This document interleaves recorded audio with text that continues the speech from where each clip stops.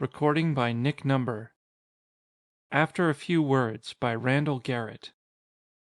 He settled himself comfortably in his seat and carefully put the helmet on, pulling it down firmly until it was properly seated. For a moment he could see nothing. Then his hand moved up and, with a flick of the wrist, lifted the visor. Ahead of him, in serried array, with lances erect and pennons flying, was the forward part of the column. Far ahead, he knew, were the Knights Templars who had taken the advance. Behind the Templars rode the mailed knights of Brittany and Anjou. These were followed by King Guy of Jerusalem and the host of Poitou. He himself, Sir Robert de Bouain, was riding with the Norman and English troops just behind the men of Poitou. Sir Robert turned slightly in his saddle. To his right he could see the brilliant red and gold banner of the lion-hearted Richard of England. Gules, in pale 3 lions passant guardant or. Behind the standard-bearer, his great war-horse moving with a steady, measured pace, his coronet of gold on his steel helm gleaming in the glaring desert sun, the lions of England on his firm-held shield, was the king himself. Further behind, the Knights Hospitallers protected the rear, guarding the column of the hosts of Christendom from harassment by the Bedouins. "By Our Lady," came a voice from his left. 3 days out from Acre, and the accursed Saracens still elude us." Sir Robert de Bouain twisted again in his saddle to look at the knight riding alongside him. Sir Gaeton de l'Arc Tombé sat tall and straight in his saddle, his visor up, his blue eyes narrowed against the glare of the sun.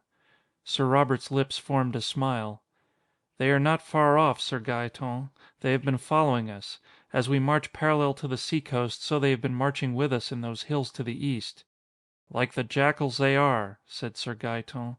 "They assail us from the rear and they set up traps in our path ahead.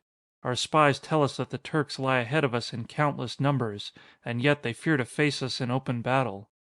"Is it fear, or are they merely gathering their forces?" "Both," said Sir Gaeton flatly. "They fear us, else they would not dally to amass so fearsome a force.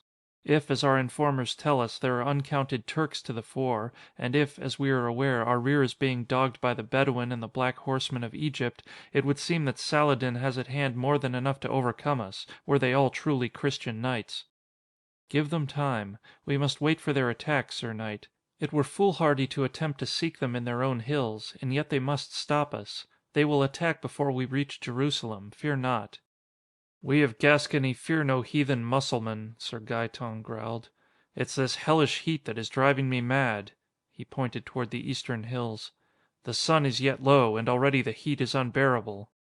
Sir Robert heard his own laugh echo hollowly within his helmet. "Perhaps 'twere better to be mad when the assault comes. Madmen fight better than men of cooler blood." He knew that the others were baking inside their heavy armor, although he himself was not too uncomfortable. Sir Gaeton looked at him with a smile that held both irony and respect. "In truth, Sir Knight, it is apparent that you fear neither men nor heat, nor is your own blood too cool. True, I ride with your Normans and your English and your King Richard of the Lion's Heart, but I am a Gascon and have sworn no fealty to him. But to side with the Duke of Burgundy against King Richard—" He gave a short, barking laugh. "I fear no man," he went on, "but if I had to fear one, it would be Richard of England." Sir Robert's voice came like a sword, steely, flat, cold, and sharp. "My lord the king spoke in haste. He has reason to be bitter against Philip of France, as do we all. Philip has deserted the field. He has returned to France in haste, leaving the rest of us to fight the Saracen for the Holy Land, leaving only the contingent of his vassal the Duke of Burgundy to remain with us."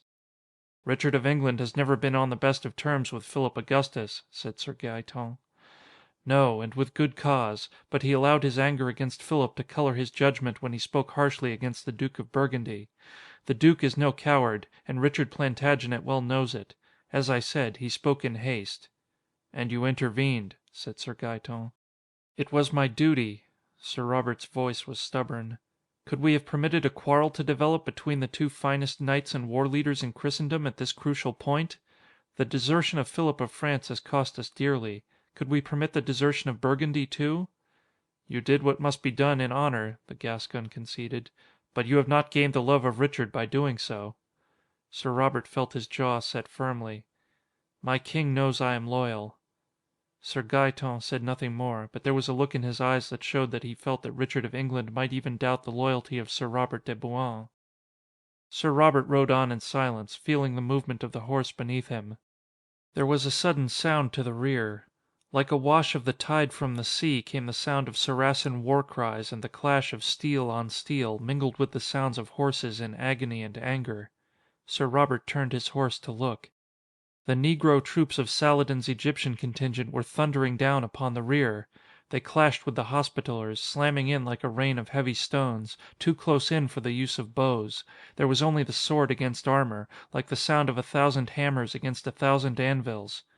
"Stand fast! Stand fast! Hold them off!" It was the voice of King Richard, sounding like a clarion over the din of battle. Sir Robert felt his horse move, as though it were urging him on toward the battle, but his hand held to the reins, keeping the great charger in check. The king had said "Stand fast," and this was no time to disobey the orders of Richard. The Saracen troops were coming in from the rear, and the Hospitallers were taking the brunt of the charge. They fought like madmen, but they were slowly being forced back. The master of the Hospitallers rode to the rear, to the king's standard, which hardly moved in the still desert air, now that the column had stopped moving. The voice of the Duke of Burgundy came to Sir Robert's ears. "Stand fast. The king bids you all to stand fast," said the Duke, his voice fading as he rode on up the column toward the Knights of Poitou and the Knights Templars. The master of the Hospitallers was speaking in a low, urgent voice to the king. "My lord, we are pressed on by the enemy and in danger of eternal infamy. We are losing our horses, one after the other." "Good master," said Richard, "it is you who must sustain their attack. No one can be everywhere at once." The master of the Hospitallers nodded curtly and charged back into the fray. The king turned to Sir Baldwin de Carreo, who sat a horse near by, and pointed toward the eastern hills. "They will come from there, hitting us in the flank. We cannot afford to amass a rearward charge. To do so would be to fall directly into the hands of the Saracen." A voice very close to Sir Robert said, "Richard is right. If we go to the aid of the Hospitallers, we will expose the column to a flank attack." It was Sir Gaeton. "My lord the king," Sir Robert heard his voice say, "is right in all but one thing. If we allow the Egyptians to take us from the rear, there will be no need for Saladin and his Turks to come down on our flank. And the Hospitallers cannot hold for long at this rate. A charge at full gallop would break the Egyptian line and give the Hospitallers breathing time. Are you with me?" "Against the orders of the king?" "The king cannot see everything. There are times when a man must use his own judgment. You said you were afraid of no man. Are you with me?" After a moment's hesitation, Sir Gaeton couched his lance. "I'm with you, Sir Knight. Live or die. I follow. Strike and strike hard." "Forward, then!" Sir Robert heard himself shouting. "Forward for St. George and for England!" "St. George and England!" the Gascon echoed. Two great war horses began to move ponderously forward toward the battle lines, gaining momentum as they went. Moving in unison, the two knights, their horses now at a fast trot, lowered their lances, picking their Saracen targets with care. Larger and larger loomed the Egyptian cavalrymen as the horses changed pace to a thundering gallop. The Egyptians tried to dodge, as they saw, too late, the approach of the Christian knights. Sir Robert felt the shock against himself and his horse as the steel tip of the long ash lance struck the Saracen horseman in the chest. Out of the corner of his eye he saw that Sir Gaeton, too, had scored. The Saracen, impaled on Sir Robert's lance, shot from the saddle as he died. His lighter armor had hardly impeded the incoming spear point, and now his body dragged it down as he dropped toward the desert sand. Another Moslem cavalryman was charging in now, swinging his curved saber, taking advantage of Sir Robert's sagging lance. There was nothing else to do but drop the lance and draw his heavy broadsword. His hand grasped it, and it came singing from its scabbard. The Egyptian's curved sword clanged against Sir Robert's helm, setting his head ringing. In return, the knight's broadsword came about in a sweeping arc, and the Egyptian's horse rode on with the rider's headless body. Behind him, Sir Robert heard further cries of "St. George and England!" The Hospitallers, taking heart at the charge, were going in. Behind them came the Count of Champagne, the Earl of Leicester, and the Bishop of Beauvais, who carried a great war-hammer in order that he might not break church law by shedding blood. Sir Robert's own sword rose and fell, cutting and hacking at the enemy. He himself felt a dreamlike detachment, as though he were watching the battle rather than participating in it. But he could see that the Moslems were falling back before the Christian onslaught. And then, quite suddenly, there seemed to be no foeman to swing at. Breathing heavily, Sir Robert sheathed his broadsword. Beside him, Sir Gaeton did the same, saying, "It will be a few minutes before they can regroup, Sir Knight. We may have routed them completely." "Aye, but King Richard will not approve of my breaking ranks and disobeying orders. I may win the battle and lose my head in the end." "This is no time to worry about the future," said the Gascon. "Rest for a moment and relax, that you may be the stronger later. Here, have an Old King's." He had a pack of cigarettes in his gauntleted hand, which he proffered to Sir Robert. There were 3 cigarettes protruding from it, one slightly farther than the others. Sir Robert's hand reached out and took that one. "Thanks. When the going gets rough, I really enjoy an Old King's." He put one end of the cigarette in his mouth and lit the other from the lighter in Sir Gaeton's hand. "Yes, sir," said Sir Gaeton, after lighting his own cigarette. "Old Kings are the greatest. They give a man real, deep-down smoking pleasure." "There's no doubt about it. Old Kings are a man's cigarette." Sir Robert could feel the soothing smoke in his lungs as he inhaled deeply. "That's great. When I want a cigarette, I don't want just any cigarette." "Nor I," agreed the Gascon.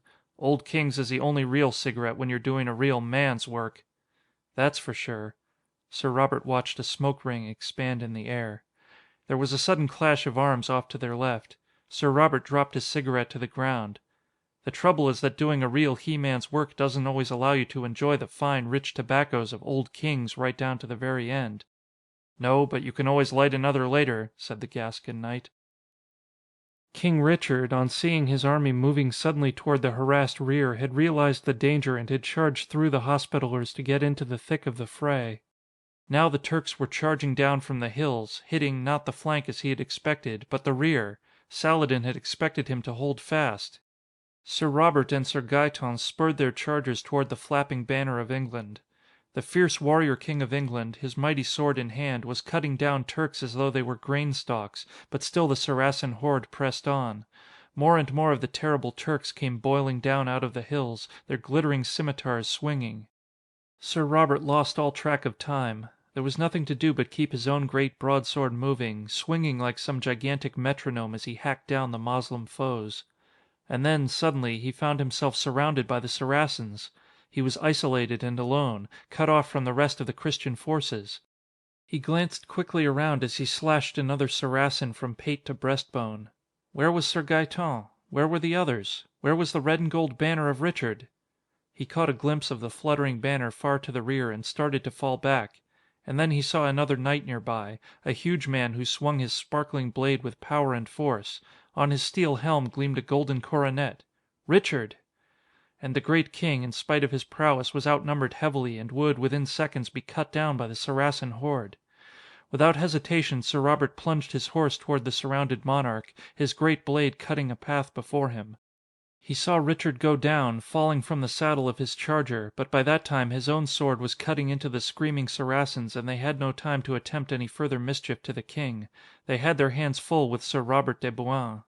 He did not know how long he fought there, holding his charger motionless over the inert body of the fallen king, hewing down the screaming enemy, but presently he heard the familiar cry of "For St. George and for England!" behind him. The Norman and English troops were charging in, bringing with them the banner of England. And then Richard was on his feet, cleaving the air about him with his own broadsword. Its bright edge, besmeared with Saracen blood, was biting viciously into the foe. The Turks began to fall back. Within seconds the Christian knights were boiling around the embattled pair, forcing the Turks into retreat. And for the second time Sir Robert found himself with no one to fight. And then a voice was saying, "You have done well this day, Sir Knight. Richard Plantagenet will not forget." Sir Robert turned in his saddle to face the smiling king. "My lord king, be assured that I would never forget my loyalty to my sovereign and liege lord. My sword and my life are yours whenever you call." King Richard's gauntleted hand grasped his own. "If it please God, I shall never ask your life. An earldom awaits you when we return to England, Sir Knight."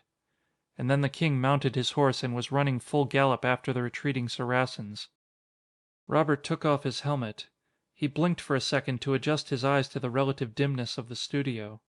After the brightness of the desert that the televicarian helmet had projected into his eyes, the studio seemed strangely cave-like.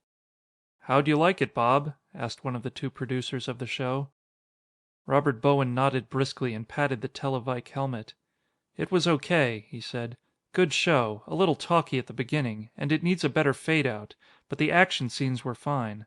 The sponsor ought to like it. For a while, at least." "What do you mean, 'for a while'?" Robert Bowen sighed.